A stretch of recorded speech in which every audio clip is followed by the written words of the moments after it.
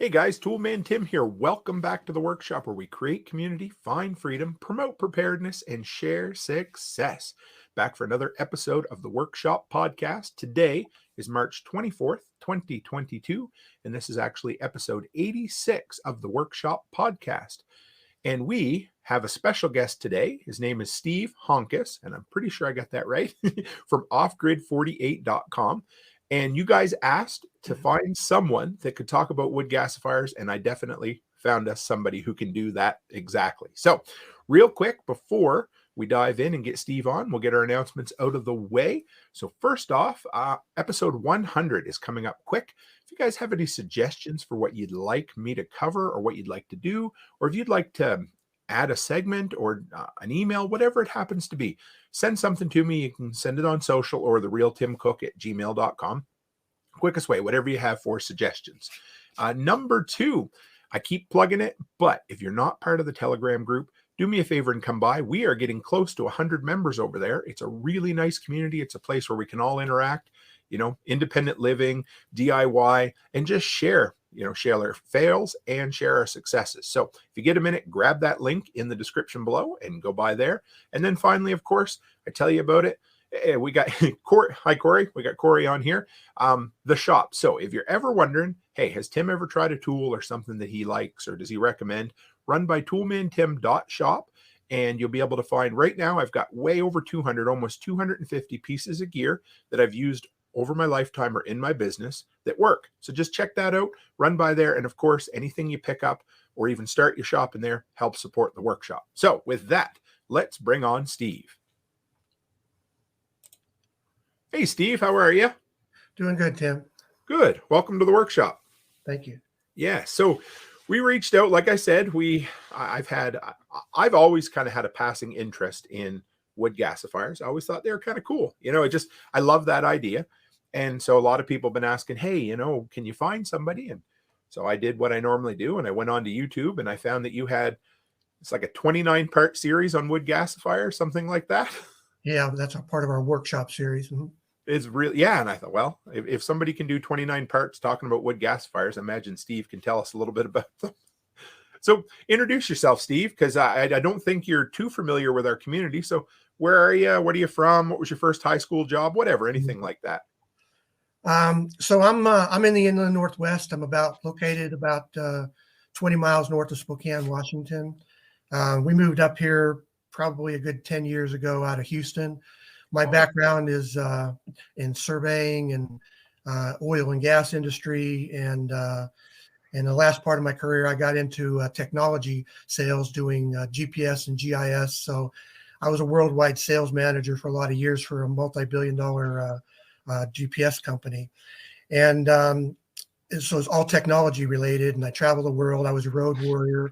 And when we moved up here, I looked at what was I going to do in retirement? And rather than just sit on the couch, I figured I needed to maintain, some kind of a business because I was in business development. And so I wanted to set up a retirement or semi-retirement business. And so, I looked at a lot of different things and decided that, I didn't know what I wanted to do, but I just know I didn't want it to be technology related because my whole career was technology. So I wanted something that, I wanted to do for fun and education. And we've got off-grid property in northern Idaho. We got 40 acres of timber. We're building a off-grid cabin. And I thought I'm going to try to build a business around that because, there's everything related to moving off grid. You can't get on, there's very little resources about how to do that. What kind of power, how to handle solar, how to build a cabin, how to do anything.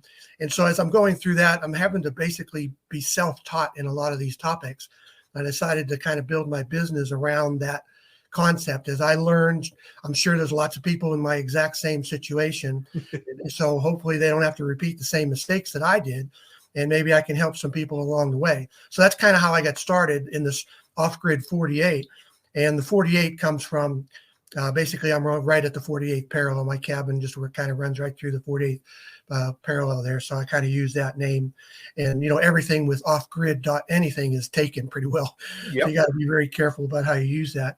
So that's how I started. And then as to wood gas specifically, I was considering how was I going to deal with power in my cabin, having 40 acres of timber. And I'd researched, and I kind of came to the conclusion that I wanted to be able to use that wood. And I came upon that I wanted to use wood gasification as part of my power, not total. And then so I came across an outfit. It was in Western Washington that actually built gasifiers. And the guy that ran that, his name was Ben Peterson. And he built gasifiers and sold them commercially. So I'd followed him for about 10 years. And I thought when the time came, I'll just go buy one of his gasifiers, and that would be my part of my power for the cabin. But by the time I got around to buying one, he stopped making them. And he closed down Victory Gas Works, and he decided just to write this book. So he wrote this book called The Wood Gasifiers Builder's Bible. So the only way I could get one of his gasifiers was to buy the book.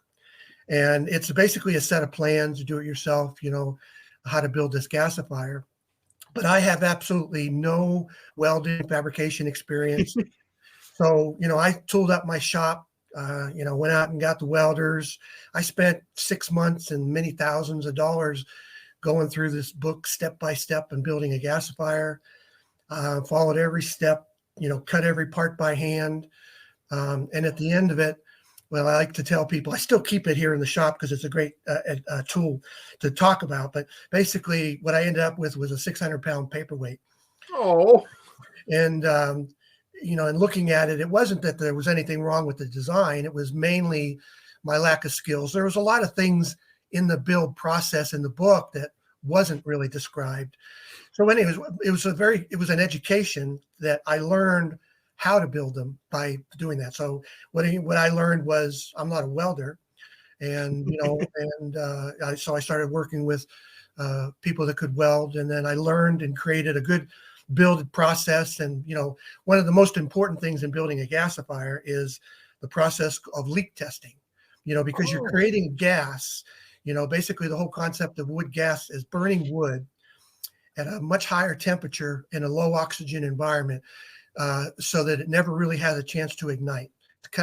So you have this gas that's created internally, and you don't want it to ignite until you cool it down and take it out of the machine. And if you have leaks in the system and you're introducing air and you're mixing it with the gas, you run the risk of igniting the gas inside the machine when it's being created, or too much air coming into the system will dilute the gas. So when it's coming out, it won't ignite. So the whole concept of leak testing is critical to having a working gasifier. And so I came up with as part of the build process, a leak testing process. It's a layered system. So you have to, you'll do a weld, and then you add a piece, and you do a weld, and you add a piece. If you don't leak test each of these welds as you're going, you can't go back in later and fix it. You have to leak test each weld as you're building it. Otherwise, if there's a leak, basically you got a useless system. So we developed, a build process and a leak testing, and over the years, so I started with that set of plans, and eventually came up with it. And then I've been doing this now for 6 years or so, and little by little, I've been adding my own enhancements and improvements. So now I'm building what I call the V3, the version 3 gasifier that's got a lot of my own changes and enhancements to it that it improved the build process.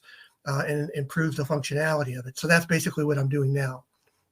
So this came to me while we were listening there, but do you know the newer wood stoves, they have the reburn baffler in them, like an EPA? Is that a similar kind of concept, just the opposite? Yeah, it's a very similar concept, because when they call it reburn, basically what they're doing is they're burning that gas, and they're burning it in an enclosed area where it's creating the wood gas.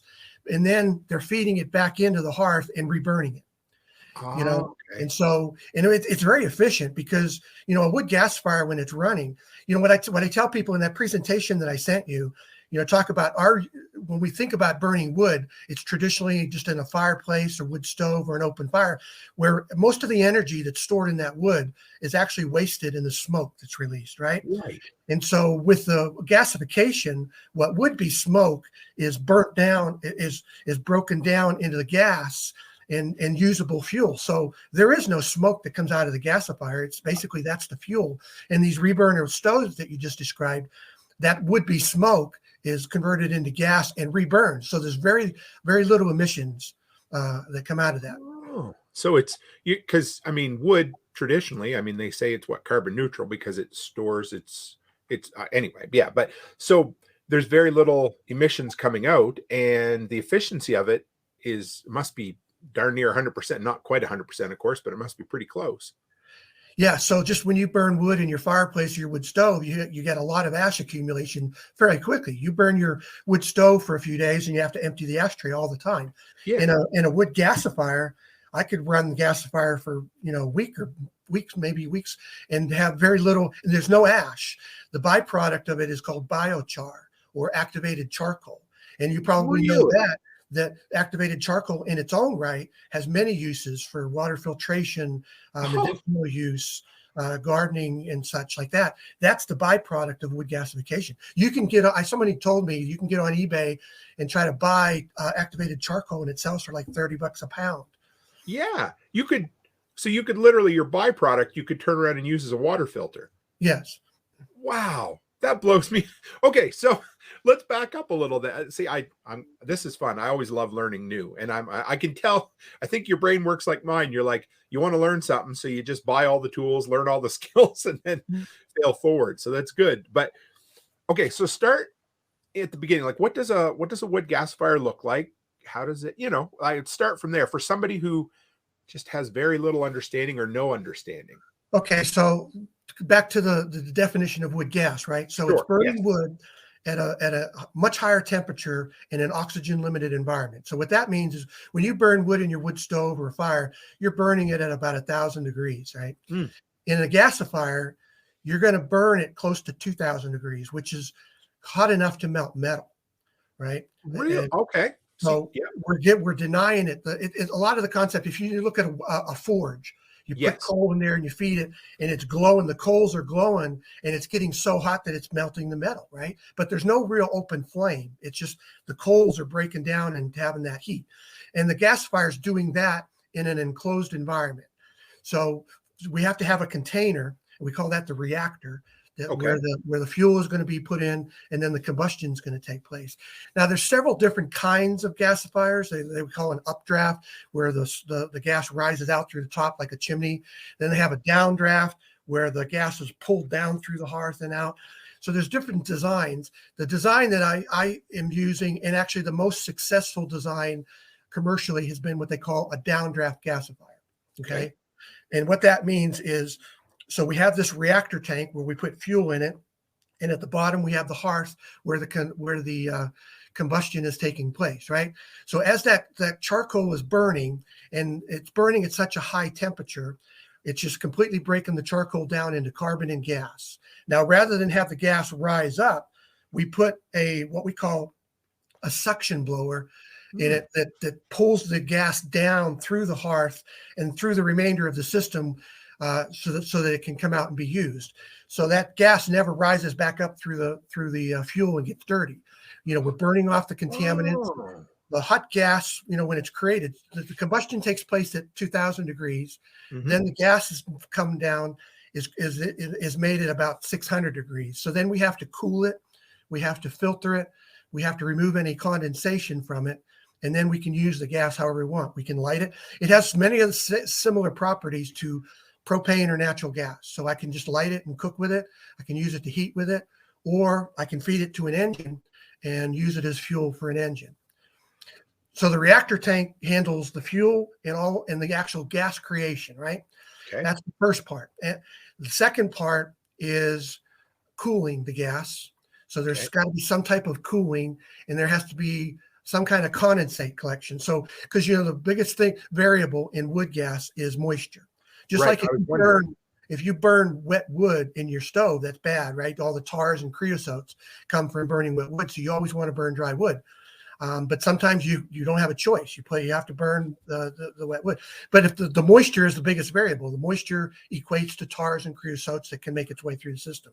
We want to remove the contaminants. A lot of them get burned off at those high temperatures, but some of that moisture and contaminants make its way through the cooling.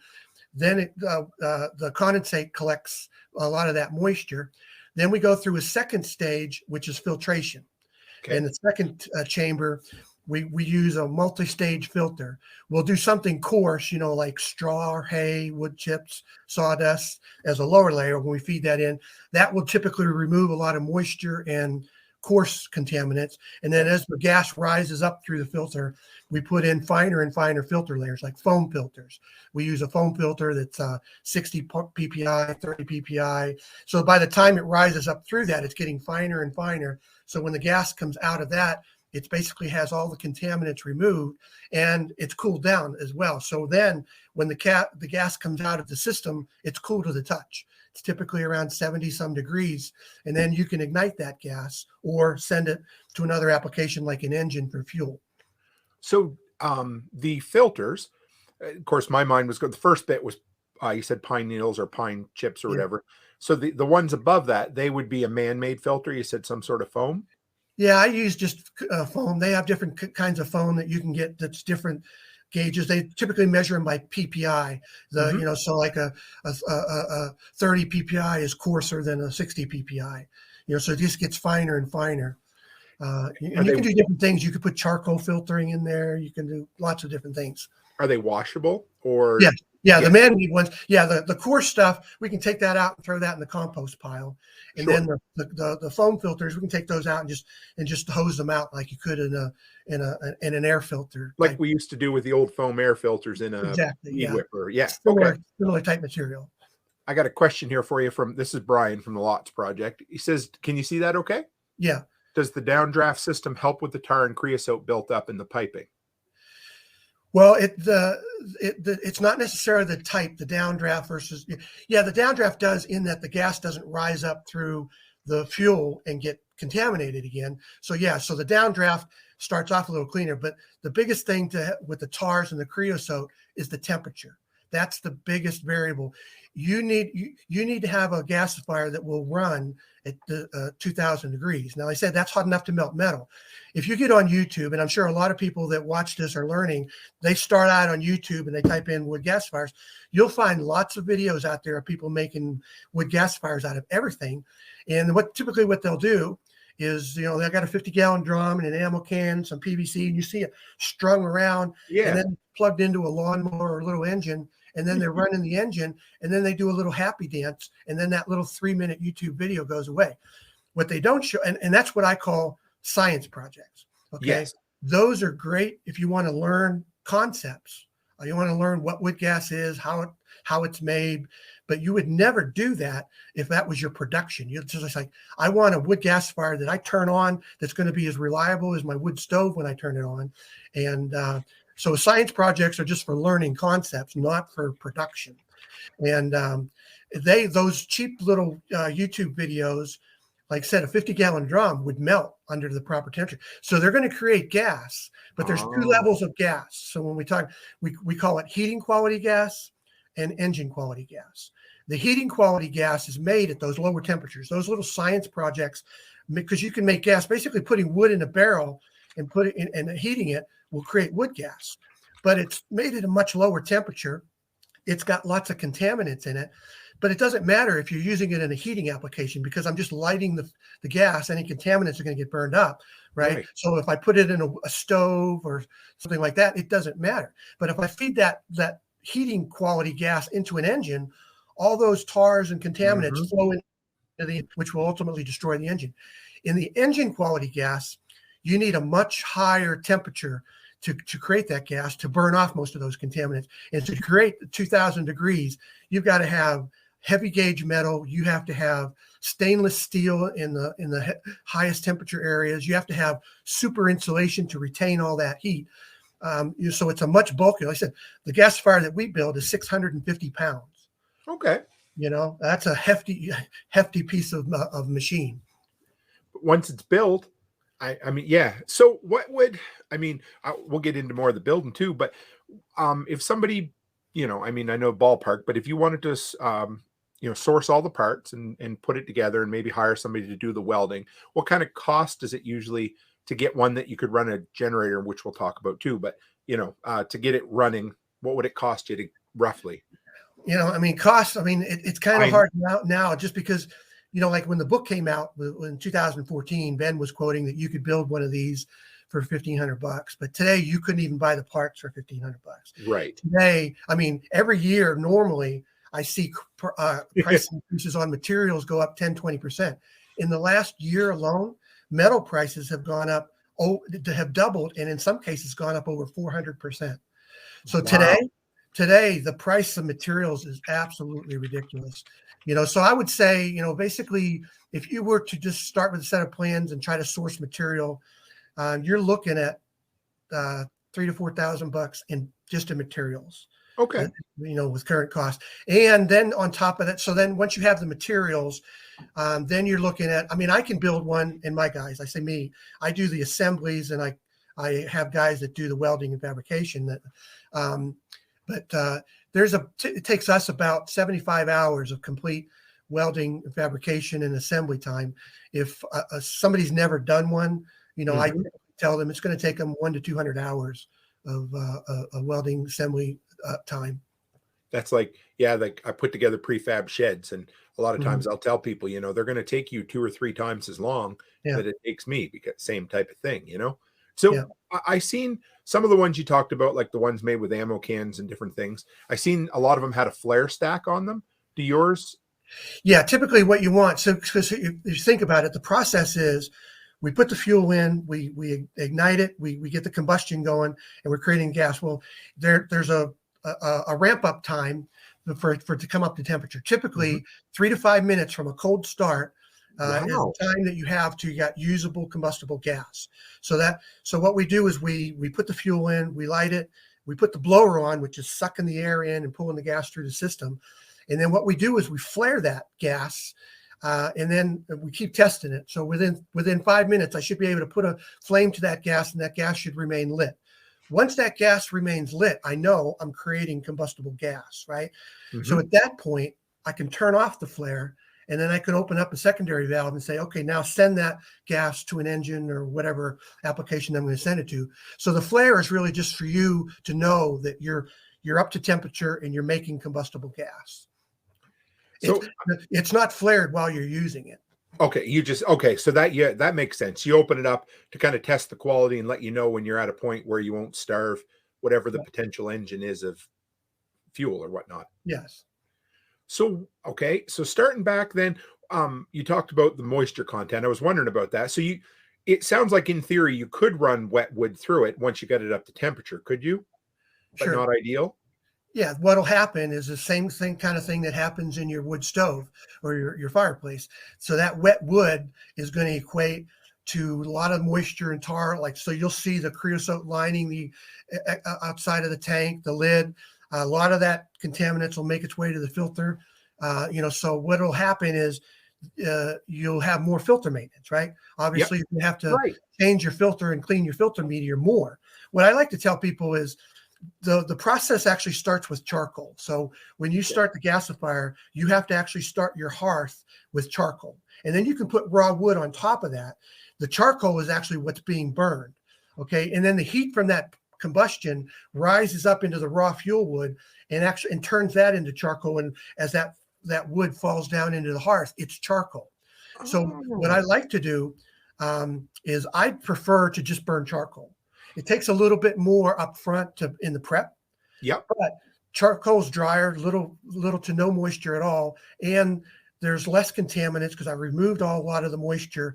And so I have less filter maintenance. And so it burns cleaner. So I actually like to, because I got to do the wood anyways. I got to make charcoal anyways. So I just assume, and I just keep it in 50-gallon drums. So I'll keep a few gallon, I'll keep a couple 50-gallon drums of charcoal and some 50-gallon drums just of raw wood chunks. But I like to burn just the charcoal because it burns cleaner, less filter maintenance. And then if you do more research on this, you'll see if you burn only charcoal and you add some moisture, some water, which sounds contradictory, but the process results in more hydrogen. And so if by burning charcoal with water vapor, your wood gas has higher hydrogen and has a higher power level. One thing we haven't talked about yet is, wood gas is also called syngas or synthetic gas. Okay. It's actually made up of a bunch of different gases. It's got hydrogen, carbon dioxide, carbon monoxide, different things. Some of the gas is combustible, some of it's not. Right. So since some of the gas in wood gas is not combustible, that results in a lower power rating in the gas compared to gasoline or propane or natural gas by about 30-35%. So by burning charcoal with water vapor, you can increase the power rating of that gas. Huh.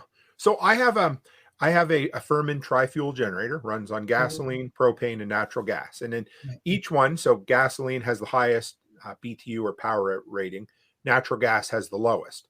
So wood gas compared to natural gas, how much of a Yeah, it's difference? going to be lower than anything. Like I said, Okay. it'll be lower, like maybe 30% lower.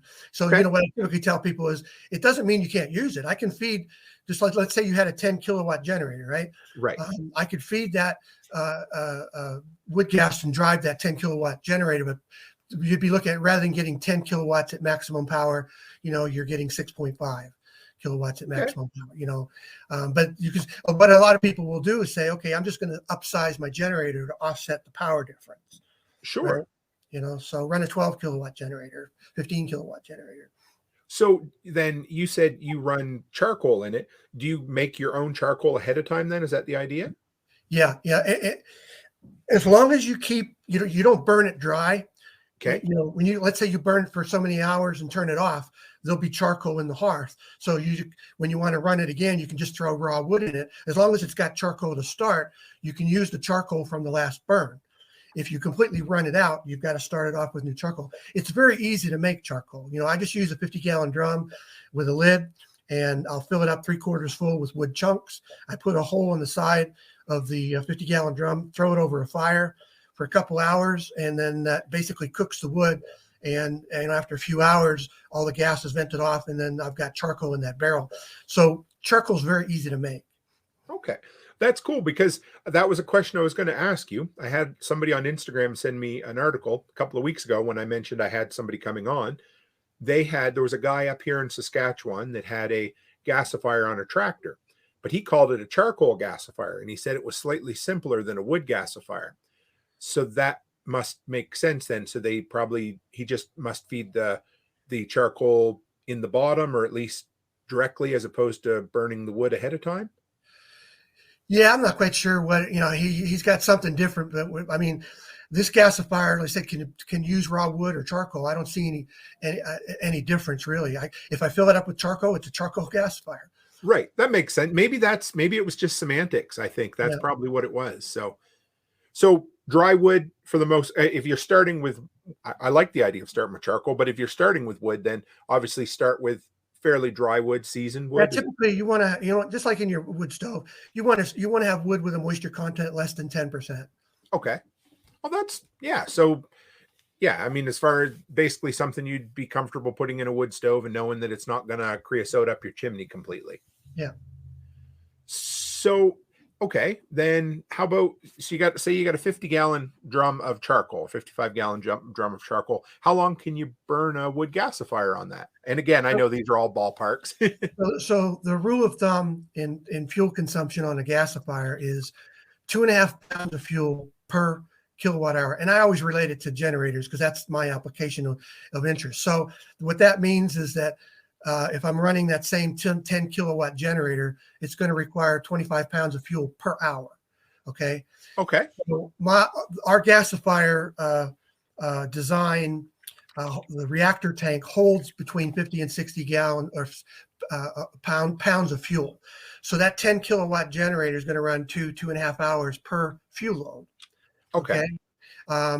And which is the other thing, because a lot of people, the inquiries I get, they want to run a gasifier 24/7, which is not realistic for a number of reasons. But what I tell people is, one, your generator is not designed to run 24/7, and Right. it's really impractical to do that. But so that 10 kilowatt generator is going to run 2.5 hours on a single load. If you want to run for 4 or 6 hours, you can, but you got to add what we call a hopper, which is just another tank that sits on top of the reactor and basically stores more fuel. Right. So you can have a hopper of different sizes to store more fuel depending on how long of a runtime you want to have. So similar to some of the setups with wood pellet stoves with the Yeah. hoppers. Yeah. Okay. So here, if you wanted to, because okay, you run a solar system as well, which I'm sure you have a fairly large battery bank. So you could run your generator or off of wood gas, and then charge up your battery bank, and then run off that, so that you're not running constantly. Have you? Actually, that's probably my preferred or recommended configuration, because what a lot of people will do is say, oh, I need this as backup power to run my shop or run my household or whatever. And they just want to run off the generator directly, which is you can do. But when you do that, you only have power when the generator's running. So, but if you can add the battery bank in there, it makes a lot more sense, because a battery with an inverter provides me continuous uninterrupted AC power. Right. Then all I have to do is monitor the voltage off that battery to determine how often do I got to run the generator to keep that battery up. So by adding the battery, you've got uninterrupted power. And then depending on your power usage, you can say, well, maybe I got to run the generator for 5 hours every day, every other day, just depending on the size of your battery and the amount of power that you need. So you view a gasifier as a complement to an off-grid power system, as opposed to a be-all end-all solution then? I do. I mean, it's very manual. What I tell people a lot of times is, if you're looking for something where you can just sort of flip a switch and then have power, wood gas is not for you. It's a very manual process. It needs to be part of your lifestyle. Fuel preparation, you need to be, storing wood, preparing the fuel, running the gasifier. It's a very manual process. There are some automated things we can do to it, but it's not a flip a switch and go type of thing. So yeah, I look at it as a backup. Like you in your example with your generator. So your tri-power, you can run wood gas off of that. Now you got a quad power generator. Right. You can still run that same generator without making any modifications to it. So that what you're I love it. You're sneaking peeks at my notes here. I like that. So I see you have a Champion generator, at least in the last pictures I saw there. Looks like it's pretty comparable. How many kilowatt or how many watts is that one? I think that one in the picture was just 4 or 5 kilowatts. Okay. So how do you, I think I got an idea, but how do you tie that into an existing generator? So what I want to qualify with people is I'm not an engine guy.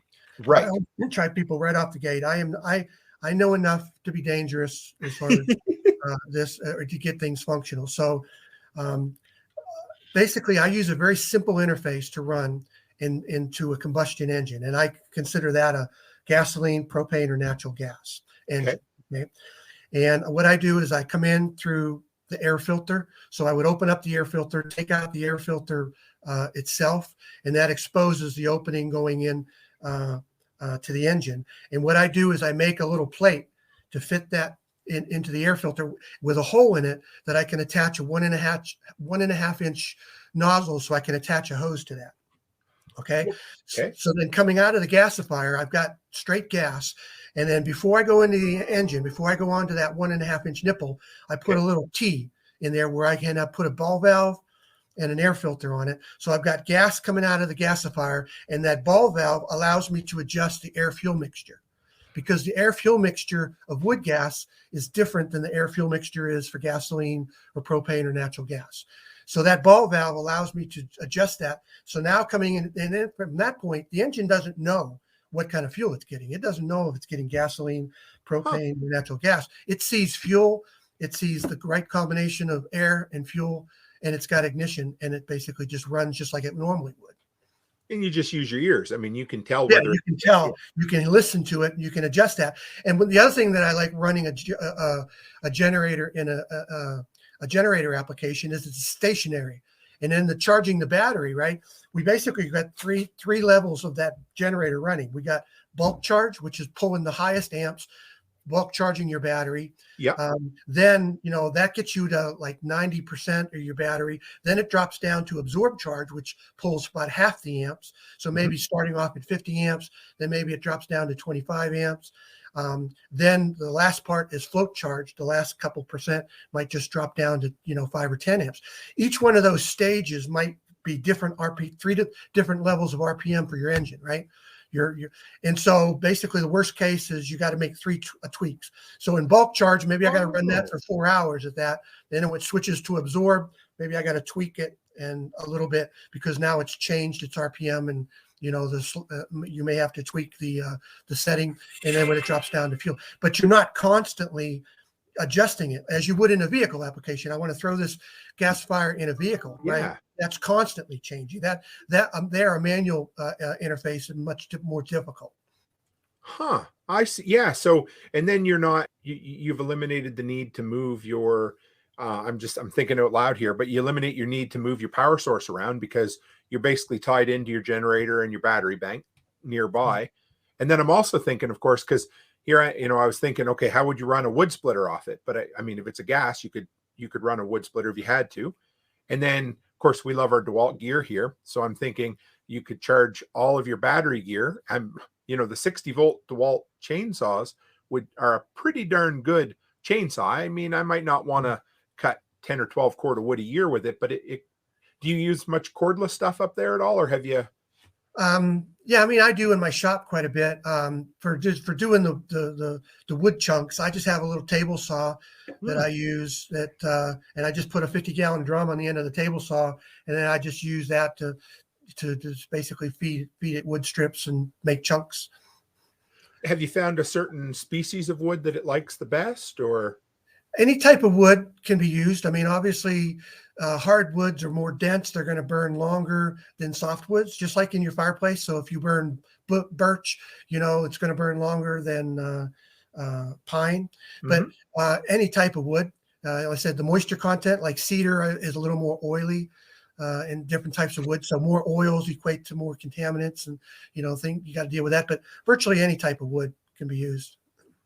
So then, okay, the different components you start with. I mean, you don't need a hopper, but what do you call the first piece of the reactor? The reactor, and that is that like a 2-chambered thing, or?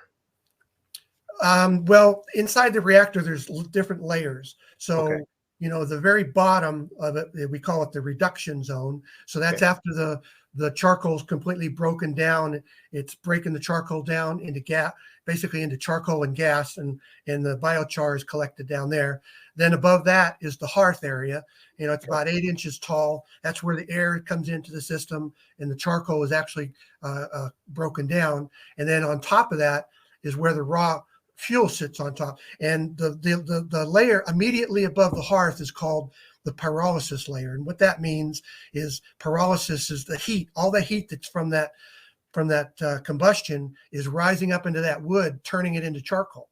So by the time it falls down into the hearth, it's charcoal, and that whole process continues. So you're kind of insta baking the wood, or you're kind of and once you get the wood in there and you start it burning, it's almost a closed system at that point. It has to bring a little air in, of course, does it? Well, that's where the downdraft gasifier. So there's a lid. So you open up the lid, you put your fuel in, and you close and secure the lid. And then the gas is being pulled down through the system. So nothing's coming up through that. So a lot of questions that I'll get from people is, while it's operating, can I just pop the lid open and refuel it? And the answer is pretty much no. In that, if you think about it, so here's the gasifier creating gas and a limited amount of oxygen. If in the middle of that, I just pop the lid open, what happens? Air rushes into the system, and it'd be like a Roman candle. It would ignite the gas that's inside it. So you don't want to pop the lid open while it's operating. You want to let it cool down. So typically what I'll tell people is turn off the blower. Basically, there's no on-off switch, right? What starts the whole process is the blower is pulling air into the system, and that's starts the combustion. As soon as you turn off the blower, it stops pulling air into the system. It stops making gas. So it slowly starts to cool down. Okay, so turn off the blower, allow it to cool off, typically 20 minutes, 20 to 30 minutes, and then you can open the lid and refuel it. If you shut it down for like less than 20 minutes and then just turn it back on, the coals are still hot enough that it will just reignite on its own. Okay. But once you let it cool down enough where the coals are no longer that hot, you'll have to reignite it manually. And to ignite it, just the same way you'd ignite a charcoal barbecue or something, or? Yeah, there's an ignition port down that you can open it up and you can put a flame into that, piece of paper or torch. Or you can also, in our current version, we've added what we call auxiliary ports. If you want to put in a glow plug, for example, and just have a push button start, you can put in a glow plug that sticks a glow plug right into the coals, and you have a push button start on a 12 volt, and you can start it up that way as well. So then so that's the primary, the first chamber, and then you said the next chamber is the cooling chamber. Is that right? Yeah. So once the gas is created, well, in this design, it rises up and it actually circulates around this pyrolysis layer. So we're using all that heat from the hot gas to help around the pyrolysis layer. Then it comes out and goes into the cooling assembly. And at that point, it's just basically a set of tools, tubes, 2-inch tubes, where the gas starts off at about 500 degrees, goes down through the series of tubes, and comes out with a condensate tube at the bottom. And the gas is cooled off, and any condensate will drip off and collect in the condensate layer at the bottom. So it comes off the bottom, then it goes up into the top of the cooling chamber and then works its way down through. Is that right? Yeah. Okay. Comes and down then through. Each time it makes a turn, and the surface area and the fact that it's further away from the heat, it's abstracting, or Yeah. So by the time the gas is created, let's say it comes enters the cooling assembly, it's maybe 500 degrees. By the time it hits the condensate, it's down to 100 degrees. So does it go through some sort of water or anything to No, there are designs out there that use water filtration, and they call them bubblers, where they feed the gas and and it bubbles up. And I don't use that. I don't like that. And especially in our area, the last thing I want to be in the middle of winter is using anything associated with water. I was just thinking that, right. So no, I don't believe, I mean, yeah, if you live in Florida, yeah, maybe that's a great viable option for you. But up here, you do not want to be using water as a filtration system. But to make things more complicated, have you ever thought about, so I'm thinking here, of course, you've got all that lost heat in the cooling chamber. Would it be feasible to, say, wrap it in like copper pipe, like you would do for, stealing the heat out of how people can heat their hot water using the wasted heat from a wood stove? Yeah, actually, and that's one of the uses. You could, some people will take a variation of the cooling assembly and say, take those hot tubes. If you enclose that in a container of water, you can use it to heat water. Or I can take I could take that cooling assembly tubes, say, put my gasifier next to my greenhouse and put the cooling tubes actually in the greenhouse. And now that those cooling tubes are heating my greenhouse. I mean, there's lots of different uses of using the extra heat that's being generated during operation. Huh.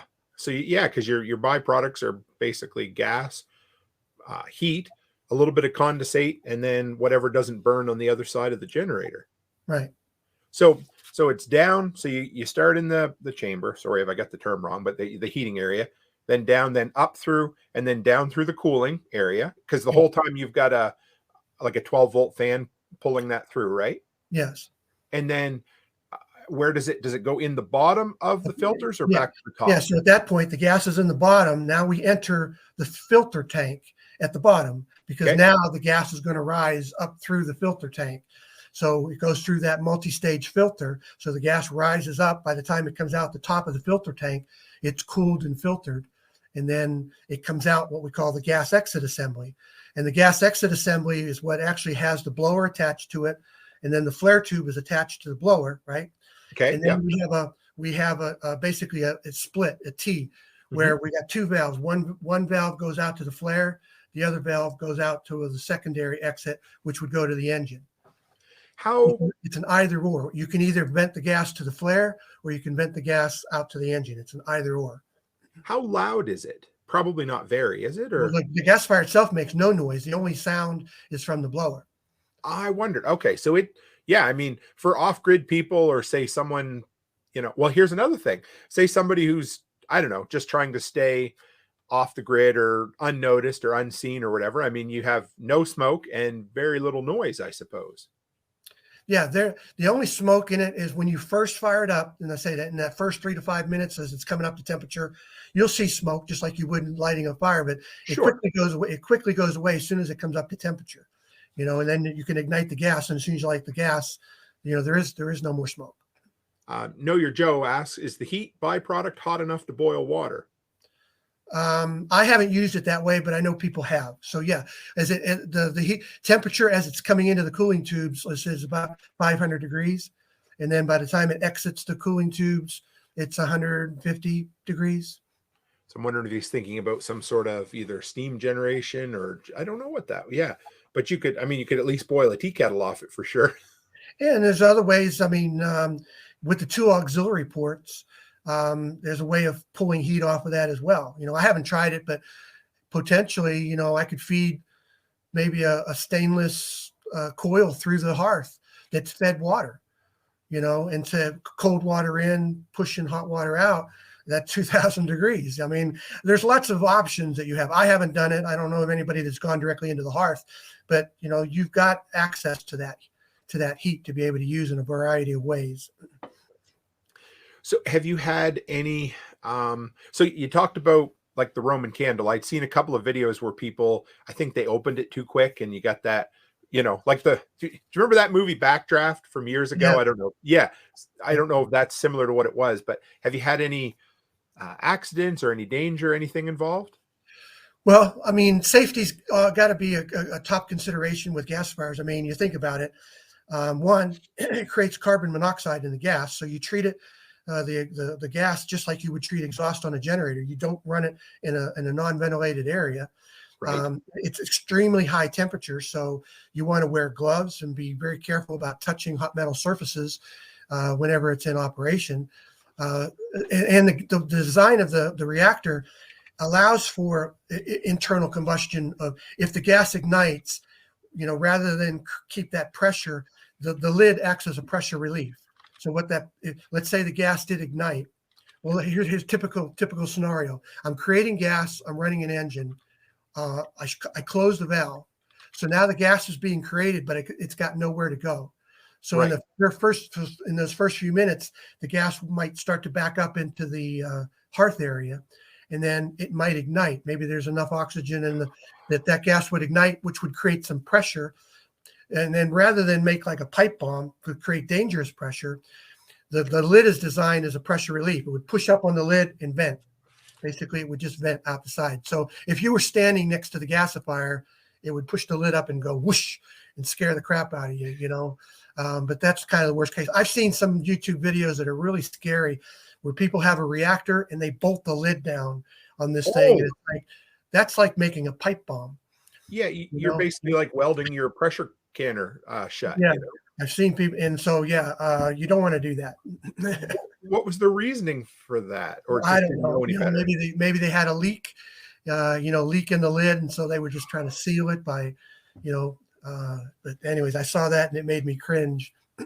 Did you have you ever had any issues with your generator plug? I know the gas is clean, but like when you first got started, first trying it, did you have any issues with it plugging up more, or bothering the carburetor or anything like that? I haven't yet. And what I do, and I don't know if this makes any difference. As I said, I'm not an engine guy. What I like to do is every once a month or so, I like to fire up the generator and turn on the gas and just let it run, because the gas have cleaning agents in the gas to keep your engines clean. So I figure if by chance there is anything in there from me running the wood gas, running it for a little bit, should help with that. I don't know if it makes any difference or not. I just like to do it as a matter of peace of mind. Any different considerations running it at, say, minus 10 Fahrenheit as opposed to plus 100 if you do in the summertime?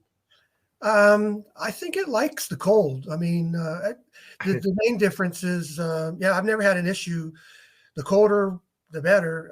In the summer, I've had issues, but I think it's more related to humidity. Okay.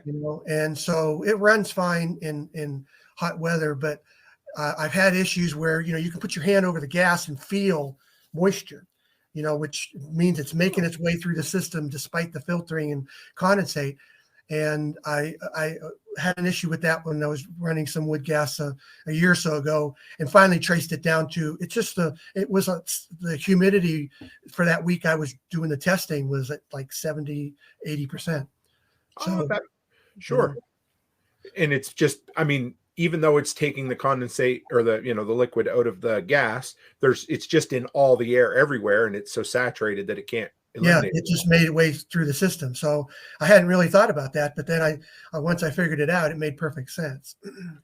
So again, we're kind of a DIY community too, but what if a person wanted to build one themselves? Obviously you'd want to watch all your videos and maybe buy the book or whatever, but what skills and what tools does a person need to be comfortable with and have to attempt something like this?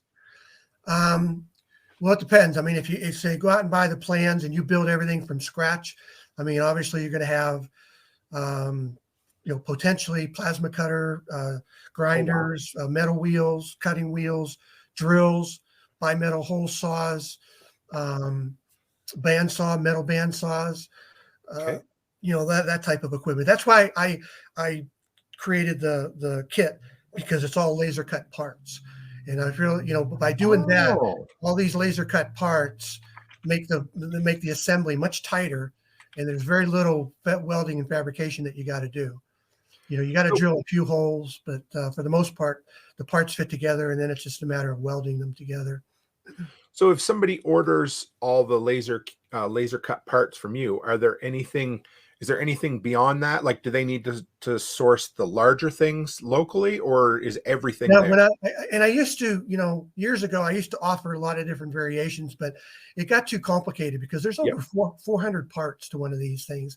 And Wow. so I just decided that I'm just offering one type of kit, a Yep. complete kit. It's got everything in it. I mean, it's set on a pallet, and it's got basically everything down to nuts and bolts, paint, insulation, off the shelf, electronics, everything you will need to put it together. Because if you have to source all these materials, like some of the stuff I got to import from China, the Yep. blowers, the sight glass, I mean, some of this material is very hard to find. So you could spend a month or two just sourcing off the shelf pieces to go in it. So our kit includes everything. It basically everything you need for an assembly and a working unit. So then, on your end, or so if they bought that kit, what skills and tools do they need to assemble at home at that point?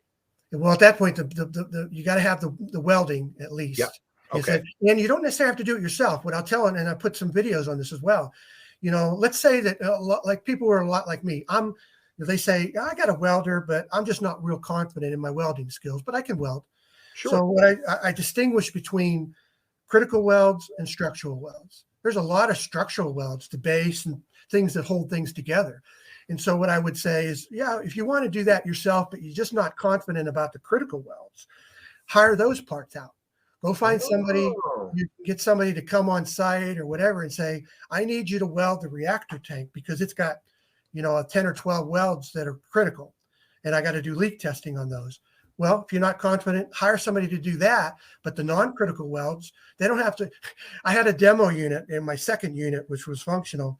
That's what I did. I hired somebody to do the critical welds, and then I did all the non-critical welds. So my welding still sucks. I am not a welder. I am not a welder, but it works. And what I show people this, and I say it doesn't look pretty, but it works. So that's all I cared about at that stage. And then I evolved past that. And so now we're trying to get to the point where, we want it to work well. We want it to look well as well. so do you have any kits available for purchase right now, or is it because of the supply shortages? Have you kind of Well, stayed right away? now, I mean, as of today, my build list is full. I haven't actually been taking any orders for the last 2 months. And so I have a standby list. Okay. And so once I get my current build list caught up, then I will open it up and I will take a certain amount of orders, say maybe 10. And then I will just buy parts for those kits. And then Right. I will sell just those. And then, because otherwise what I'll find is I'll just get further and further behind being able to deliver to people. Has there been something going on in the world recently that's made everyone interested in your services? Well, the history of gasification, as you look in that presentation I initially sent to you, wood gas has been around for over 200 years, but most people have never heard of it. And they don't realize that, during World War II, over 1 million vehicles were equipped to run on wood during gasoline shortages in the U.S. and abroad. And so wood gas has historically been the type of thing that gets rediscovered in times of crisis. In the 70s in the U.S., we had severe gasoline shortages. Wood gas got rediscovered and became very popular. I think starting in 2000, when COVID hit, we started seeing the same thing. I've seen things in the last several years that I never thought I would ever see in my life. I mean, I never would have imagined a government could come in and shut down your business, gives you, Right. could lock you up at home, could force you to do things, could food shortages, fuel short. I mean, I never thought I would see some of the things that I've seen, and it's still continuing. And I Right. think that scared people to think, I do not want to be that dependent. I want to have some level of self-sufficiency that if all it goes to crap, I know I can create my own fuel. I can take care of my own family. And I think that's what drives it. And so, yeah, starting at that point, I started getting inquiries from all over about that. And I feel bad because people think, I'm glad to see that people are aware and rediscovering it, and they want to use this great resource. The problem is they want it today. In I know. our world of instant gratification, it's like, hey, I just found out about this. I want one now. I had people. I mean, I hate to say this, but I mean, I had people trying to bribe me. Mm-hmm. Hey, can I get to the front of your list? Oh, wow. We'll pay you more money to get, and it's like, I'm sorry. I mean, I feel bad, but no, I can't do that. I mean, I've got people I've had people wait as long as a year. Wow. Because I was inefficient in trying to get everything done. I'm improving my build process. I'm shortening my time of delivery. I just built a new shop that I'm dedicating to just assemblies. My son has just completed welding school and welding certification. He's now going to be helping me. So I'm hoping that that's going to help me out so that I can, my goal here has been to try to help as many people as I can. This was not a money-making business. This was a retirement business that I wanted to do to help people. Okay. And I really want to help as many people. Unfortunately, I'm working more now than I ever did than I was working full-time. I want to get back to being a retirement business, but I don't know when that's going to happen. Does your son want to take it over eventually? Maybe? I don't know. He's still figuring out if he likes it or not. We'll just play it one step at a time. But just having him here, I'm grateful for his help. And now that he's learned how to weld, he can help with different things. And I'm just glad to have the help. So I thought of something this whole time we're talking. So I grew up on the East Coast in Nova Scotia until 10 years ago. I moved to the prairies in Alberta. So where I grew up out there, wood was commonplace. Now here, on the prairies, you can imagine, wood's a little more of a premium. Now I've seen things like wood pellet stoves that have been modified to burn off, say, grass pellets or corn. Have you looked at, or has anybody looked at something more prairie based that you could burn in that? All right. So two things you touched on there. So the first is the availability of wood. Let's touch on that. So regardless of where you live, I mean, obviously where I live in the Northwest, we're in timber country, no shortage of wood. Sure. Even in your area, prairies, even somebody living in the city that has no trees. Something. Okay. You can get on Craigslist and your nearest city and type in free wood or pallet wood. Yes, right. There's businesses that would say, please come take away these free pallets from me. Every day you could load up a trailer and pick up wood. And a lot of time pallets are made out of good hardwood. You can take those pallets, break them up, and you got free. So there is never a problem of finding free wood, regardless of where you live. So that's the first issue. Now, the second point you touched on with pellets. A lot of people say, I want to run pellets on this. I want to run chips. I want to run whatever. The design of this is for wood chunks, typically 1 to 4 inches in size. And the size depends on how you're going to use it. In the case of an engine, smaller chunks for smaller engines, bigger chunks for bigger engines. Let's just say, that. But if I want to consider other types of things like pellets and pine cones and wood chips and things like that, you can do that, but the issue you need to be aware of is a thing called bridging. And what that means is that when you burn very fine material, pellets or wood chips, what happens during the combustion process is these fine materials stick together and can, what they call clunkers, and they can clog up your system. And then they fall down to the grate, they could clog up and prevent that flow. So what you'll have to do is if you want to use these types of materials, you might have to add additional vibration to the reactor tank. So as the combustion is taking place, it's preventing this bridging, these materials from sticking together. So what I'll advise people a lot of times is say, go ahead. It's perfectly fine to look at all different types of fuels. If you want to start doing that, start with wood chunks. and then start with an 80-20 rule, 80% wood chunks, 20% anything else you want to try, wood pellets, wood chunks, and start mixing it. And then as you're testing it, start playing with that ratio. Maybe you can find that, hey, I can go to 80% pellets and not get bridging. Oh. Or start looking at that. Or do I need to add vibration? There's several ways of adding vibration. You can put a little vibrating motor on the outside of the reactor tank that runs on 12 volt, and it's just adding a vibration so as when it's running. Another thing is, if you're running an engine, that engine has got vibration in it. You could do what they call a transfer bar. Put a bar from the frame of your engine to the frame of the reactor. So when that engine's running, all that vibration from the engine is vibrating on your reactor, and now you're getting the benefit of some of that vibration, and maybe that will allow you to burn these finer materials. But you got to do some experimentation to kind of find out what you have and what works best for you. That's cool. Okay, that makes sense. I as soon as you said that, I was picturing there's at least 3 businesses in my town that have free wood signs up that have piles bigger than you can imagine most days. So that, yeah. And of course, I do get wood because I do landscaping for people. Sure. And yeah. Know Your Joe. We talked on this a little bit. If you want to touch on it a little bit there, how much are the kits when they're available? And that's a big, it depends, right? Yeah. I mean, I can tell you what they are right now. I said, unfortunately, I can't tell you what they're going to be tomorrow. I mean, Every time I get a metal quote from my supplier, he says the quote's good for 3 days.